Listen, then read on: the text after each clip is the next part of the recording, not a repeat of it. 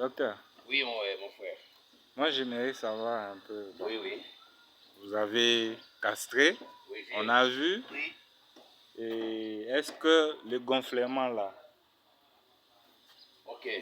Merci beaucoup. est-ce que... C'est comme vous avez vu là, on nous avait appelé que non, les testicules sont gonflés. Ok. Alors, quand nous sommes venus l'autre fois donner les antibiotiques, on a soupçonné que c'était une boursite ou bien quoi, épididymite. Quand on parle de boursite, c'est une infestation des bourses testiculaires. L'épididymite, c'est une infestation de l'épididyme. Tout ça, c'est l'organe génital mâle. Ces organes-là entrent aussi dans la reproduction, dans la montée, toute sa formation des substances génitales, afin que quand il y a montée, il y a réaction. Il y a aussi, j'ai soupçonné aussi avec tout ça, la prostatite, parce que l'infection de la prostate aussi conduit à ça. Maintenant, quand vous avez vu maintenant, j'ai pris la décision de castrer avant d'attaquer les problèmes. Maintenant, en venant faire la castration, la masse, elle était là, et il y avait une bourse testiculaire. Moi, pensant que la bourse testiculaire, l'une, et non, le testicule était au-dessus et l'autre était en bas.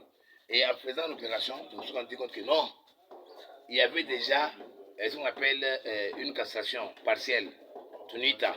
On l'a rendu neutre en faisant voir, en enlevant juste l'autre testicule. Parce que si l'autre testicule reste, il y aura continuité dans la reproduction.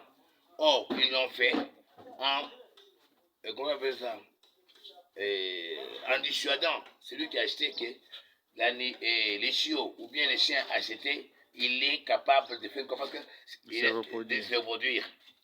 Et il a fait ça. Et quand ça vient, vous savez, c'est en disant les 2 ans vers les 3 ans que l'animal a des réactions. Et les réactions sont telles que il a commencé. Peut-être il sentait, donc il avait presque la même potentialité qu'un animal qui est capable de faire quoi, de monter quand il y a par exemple chaleur d'une femelle. Et avec tout ça, avec cette excision faite là, ça conduit à une infestation de quoi? Des bourses testiculaires. C'est-à-dire que vous avez vu, il y a eu une masse. Et cette masse-là, ça commence par la masse. La masse, la masse là, peut arriver juste, elle est gangreneuse. Quand il y a une gangrène, qu'est-ce qu'on fait? On excise la gangrène pour que le gangrène ne soit pas quoi, cancérigène.